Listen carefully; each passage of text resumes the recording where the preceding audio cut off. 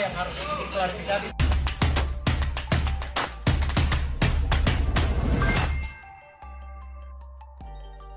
Ngeles terus, Anies ngaku jarang ajak media, tapi malah ajak tim media sendiri.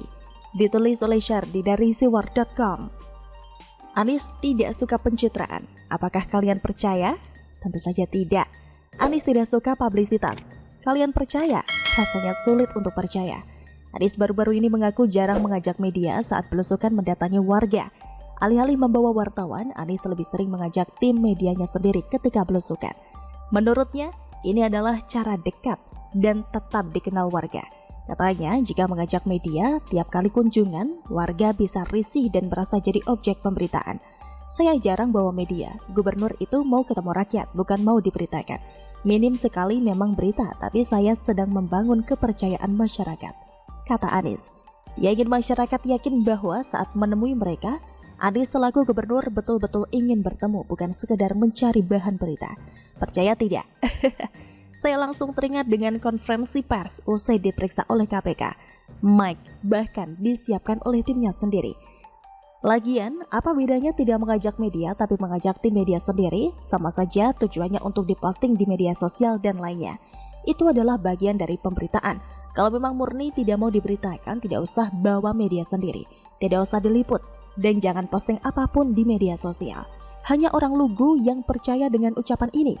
Anies haus publisitas dan penghargaan. Menurut Anies, berita memang tidak bisa membuat seseorang. Tapi kalau hanya dikenal lewat media, mudah tertutup dengan berita lain. Karena itu, dia memilih jalan lain yang lebih efektif, yaitu melalui kepercayaan dari masyarakat. Kadang-kadang kita punya kecenderungan dijadikan berita, persepsi yang terbentuk karena fakta itu permanen. Tapi yang dibentuk berita bisa tertimpa berita lain, hilangnya cepat, kata Anies. Bisa saja Anies enggan bawa media dari pihak lain karena takut ada jejak digital yang bisa dikorek. Kalau bawa media sendiri, jika tidak sesuai janji, tidak ada jejak digital, tidak ada bully dari pihak lain. Lagian wartawan sekarang agak usil, topiknya apa? Tanyanya entah apa.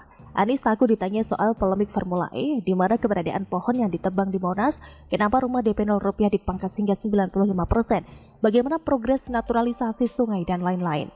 Anies pasti tidak mau dipermalukan seperti itu, makanya lebih baik mereka tidak usah tahu kedatangannya. Kalau pakai media sendiri kan lebih enak, mau ambil angle foto yang mana bisa diatur semaunya. Semua bisa dibikin yang bagus-bagus, yang jelek dibuang dan jangan sampai ada yang tahu. Kalau media lain susah diatur, ketahuan yang jelek-jelek bakal dipost habis-habisan. Belum lagi bakal dikuliti oleh penulis Word sampai tidak ada lagi yang bisa dikuliti. Pintar berkelip di balik kelihayan mengolah kata.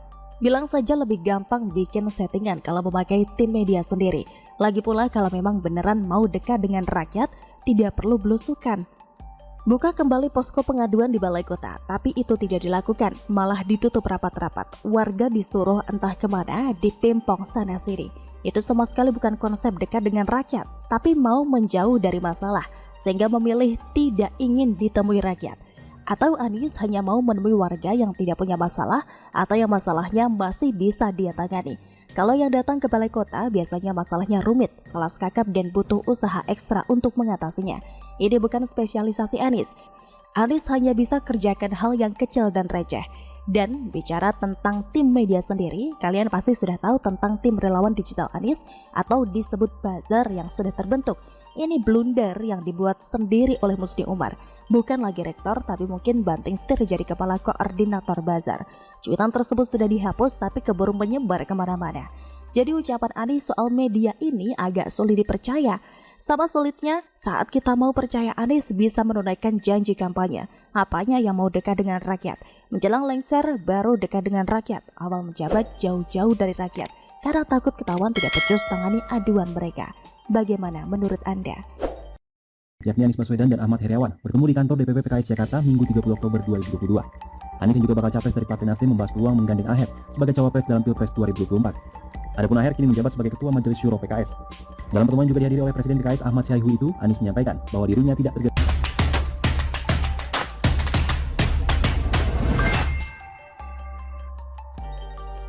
Katanya Anies Aher 99,9%. Awas, AHY ngambek, gak mau pulang dari Jerman.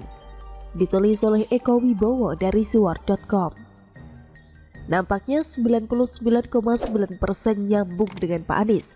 Insya Allah, kata Aher. Sapaan Ahmad Heriawan, Wakil Ketua Majelis Syuro Partai Keadilan Sejahtera atau PKS, dalam sambutannya Minggu 30 Oktober 2022.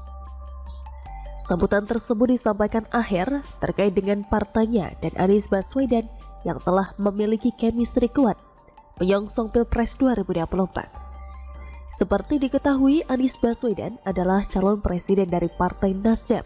Pertemuan tersebut selain demi mempercepat terbentuknya koalisi, juga ditengarai terkait dengan pencarian calon wakil presiden.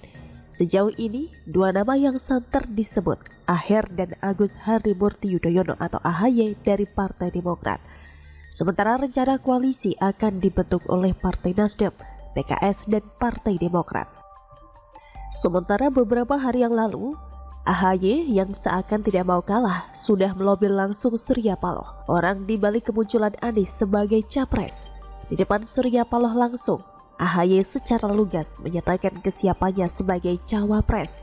Bahkan ketika Ketua Umum Partai Nasdem itu masih menyatakan perlu menyamakan frekuensi partainya dengan PKS dan Demokrat demi koalisi. Lalu siapa yang akan memenangkan persaingan itu? AHY atau Aher yang akan terpilih oleh Anies sebagai calon pendampingnya nanti? Sepertinya peluangnya 33,67% banding 33,67% banding 33,67%. AHY ataupun Aher peluangnya sama-sama sepertiga. Sementara 33,67% lainnya adalah peluang bakal cawapres berasal dari luar partai. Seperti diketahui, Nasdem menginginkan Anies berpasangan dengan nama yang berasal dari luar ketiga partai politik calon anggota koalisi mereka. Fokus ke pasca pertemuan Anies dengan PKS, Aher jelas punya peluang menjadi pendamping Anies. Aher punya kelebihan. Berasal dari PKS yang dikenal punya simpatisan dengan tingkat loyalitas dan militansi yang tinggi, menjadi kelebihan Aher yang utama. Suara PKS dipastikan tidak akan terbagi selayaknya partai politik lainnya. Kesulitannya tidak perlu diragukan, suara dan dukungannya yang patut diperhitungkan oleh Anies. Selain itu, PKS juga sudah dikenal dari lama punya kekuatan di media sosial yang patut untuk diperhitungkan. Kelebihan lain yang akan menjadi modal penting dalam kampanye nanti. Dari Aher secara personal,